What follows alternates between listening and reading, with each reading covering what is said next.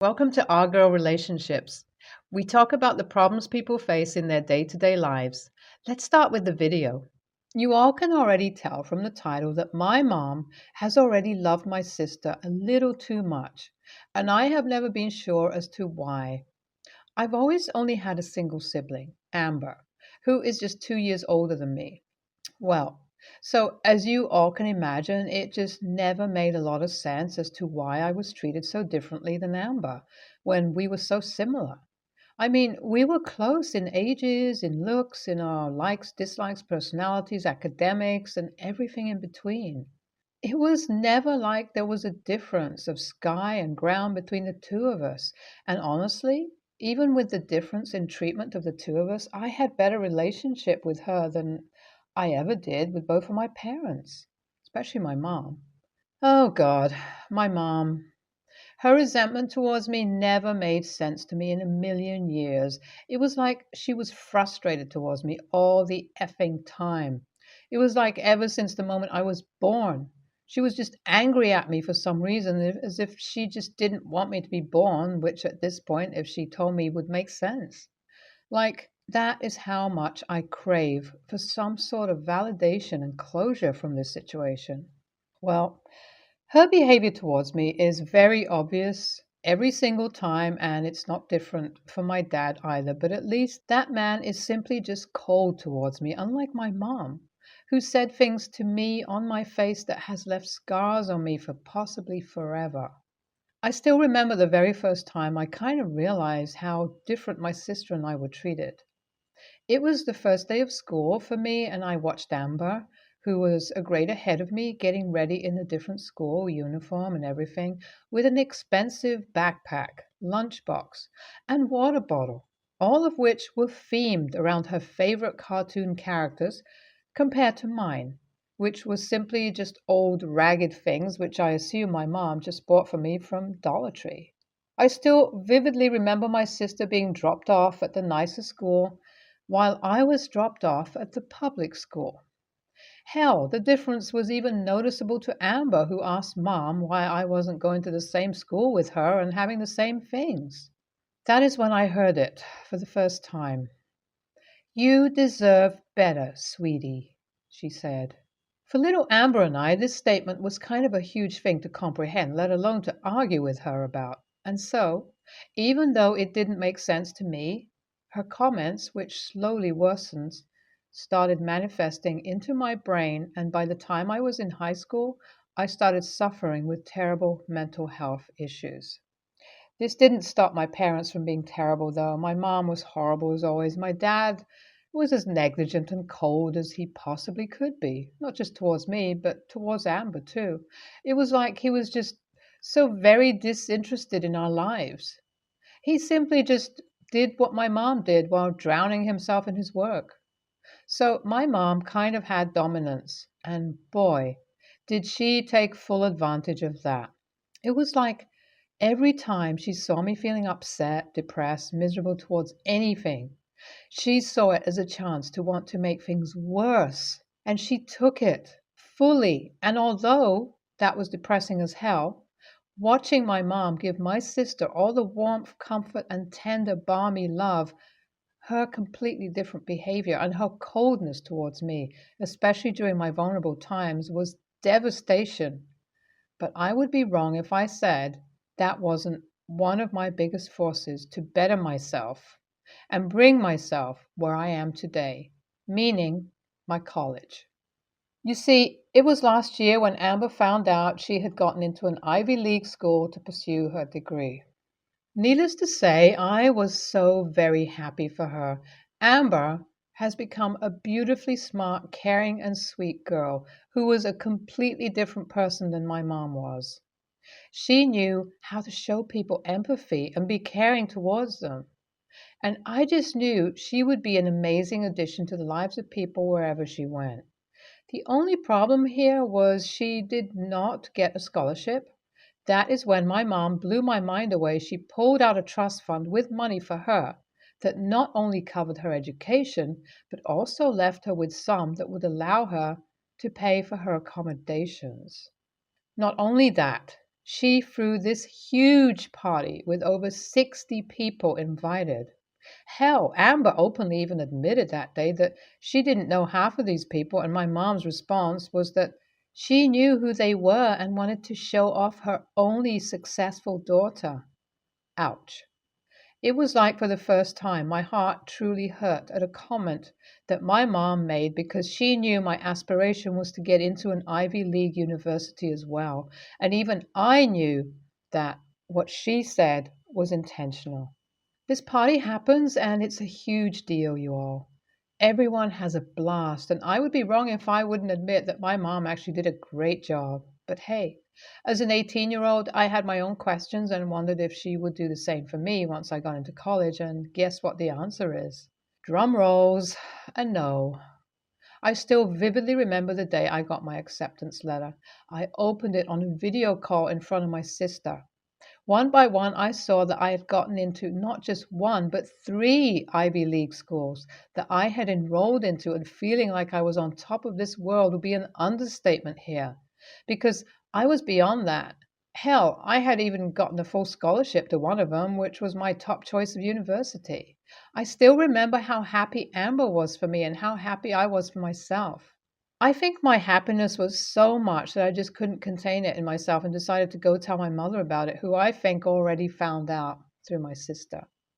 Her reaction was as bland as it could be. She simply said, "Good for you," as she just resumed doing her work. And although I should have seen it coming, I lost my shit. It was like this was the straw that broke the camel's back, and I flew off the handle. I started berating her for her lack of enthusiasm, telling her that I was tired of her treating me like a second-class citizen, and done I was with her. She argued back with me as she sat beside me on the couch. Her voice was firm, as if she knew the day of this discussion would come sometime or the other. She just told me how, in her eyes, my birth was never enough for her. According to her, the moment I was born, her life fell apart, and that she didn't consider me as her daughter, unlike Amber, and how I'll never be enough for her. She told me that the moment she fell pregnant with me was the moment my dad started his affair. And so this pregnancy was nothing but misery for her in her eyes, and the birth of me was worse because my dad never wanted to be connected to her like he used to be before I was born. After telling me this, she simply got up and left. I was left stunned, with my mouth on the jaw. It was like I just had no words, just tears in my eyes. I knew if I stayed back a moment longer, I'd go crazy. So, with no words, I packed up my things and made the 2-hour drive to my grandparents, who, although were happy to have me, but disappointed at how I talked to my mom and forced her to come clean to me. I wasn't feeling guilty earlier after talking to Amber, who already knew of Dad's cheating and still took my side, but seeing my grandparents' reaction just conflicted me at the slightest, which is what brings me here. So, Reddit, bring in your advice, suggestion, judgment. AITA? This situation feels like it has opened some box of lies and misery that had been shut open and kept aside for years. It all makes sense only now why my dad had been so awfully quiet for all these years. So basically, after my grandparents berated me because I argued with my mom, I told them that I never asked her to tell me about my dad's cheating. It was her who opened up to me about it. I just went on ranting about the situation, and I guess something just wasn't clicking with them, so they asked me if that was all my mom told me about. I said yes, and their faces immediately turned pale, as if they wanted to say something important. Things just didn't feel right, and so I began probing around to see if they would answer any of my questions, and eventually, my grandma broke down as she confessed to me how I was a result of my mom cheating on my dad to get revenge on him after he had first cheated on her. My dad wouldn't even realize that the baby wasn't his, but the fact that he eventually caught up to my mom's cheating after it went on after giving birth to me, he did a DNA test on me, which came back negative. Eventually, my mom came clean about the situation, and hey, guess what? My biological dad was none other than my dad's cousin, who has become estranged from them. Well, the fact that my mom hid all of this and only told only half of the story had my grandparents mad, and they all got into a huge argument wherein they gave me the contact information of my dad's cousin to spite my mom. Honestly, I can't be bothered to care about these people. But I am, for one, curious to reach out to my biological dad, which I already have, just waiting for the response. Feeling like I'm on a roller coaster ride as I type this. I actually heard back from my biological dad almost immediately, and this man was surprisingly very happy to hear from me. We spoke for a couple of days and decided to meet near my grandparents' place itself. My sister had my location and everything, so there was no need to worry. Well, we meet, and honestly, it feels great to be wanted by someone. We sit down and eat and talk about everything that has been happening. As I continue my story, coming clean to him about everything, he just seems to get a little weirded out, and by the end of it, he's full blown mad. I thought his anger was directed towards me, but oh boy, what he tells me next leaves me speechless.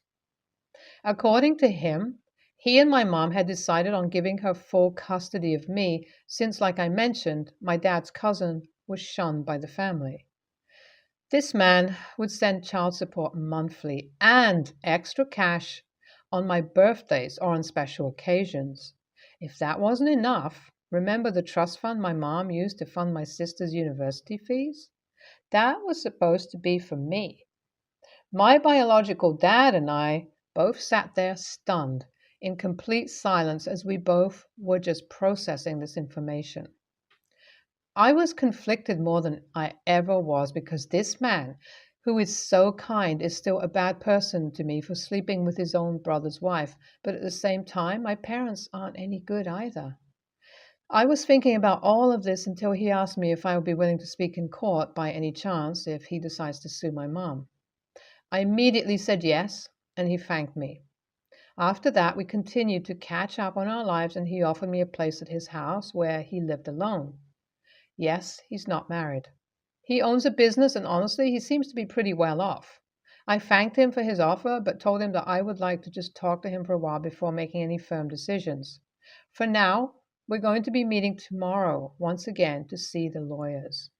It's been a while since I last updated this post. Sorry about that. I've been busy with college, but here's an update. Not a long one, but a short one, which I consider a positive one. Well, basically, my biological dad sued my mom over all the money she misused that was intended towards me. After this situation took place, I don't know what took over my sister, Amber, but she took a DNA test as well, and guess what?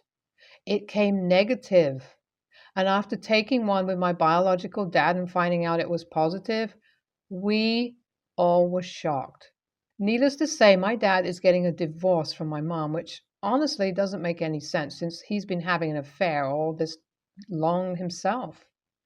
My sister and I have started more contact with our biological dad, and honestly, the both of us, for the first time in our lives, are feeling like we're experiencing the warmth of a true parent. As for my mom, she had to sell the house she lived in for lawyer fees and now currently lives in a rundown apartment. It's like everyone has become fed up with her and just decided to shun her for once altogether. She is now the one trying to crawl back to me. Amber, my biological dad, or whoever is ready to give her a shelter, which no one is after everything she pulled, and that is all. It's been a long journey, but I'm ready to embark on this new chapter of my life. NTA, don't even live with your grandparents. Just cut them all out at this point because they all seem like pathetic, immature people who cannot, for once, care for children. I'm so sorry you had to go through all this, OP. NTA, your mom is toxic and pathetic. I wouldn't let people like your grandparents tell you otherwise. Is there any way you can move to a relative's place or a friend's place? Please take care, OP. Me, female 19, and my older sister, female 21, don't talk. Mainly because I think she's a nasty person, so I simply don't want to be involved, but also because she's been attending uni for 3 years and has only just permanently moved back home. I bought a bag in January, a very popular one, not the designer one everyone is raving about online, but like a cargo utility type bag. When she got back from uni, I saw the same bag on her person. I was like, oh, I have that. And she didn't pay much attention. We didn't speak much more for a couple of weeks until she called me up at work and asked if I've seen her bag. She's lost it and can't find it. I hadn't, and I told her that. But she asked me the same thing every day because her debit card and ID were apparently in it. Fair enough to be stressed out, but freeze the card and go everywhere you've been and check lost property. I'd be pissed too, but I'm barely home because I stay at my boyfriend's and always work.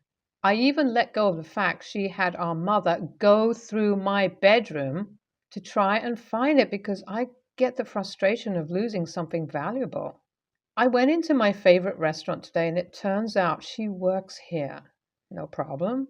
I started up a general chat about how she is. Is she looking forward to her festival in a couple of weeks? She then asks to go through my bag to see if it's hers. I allow it. I just can't be bothered to beef her when she's working. She then exclaims it's hers.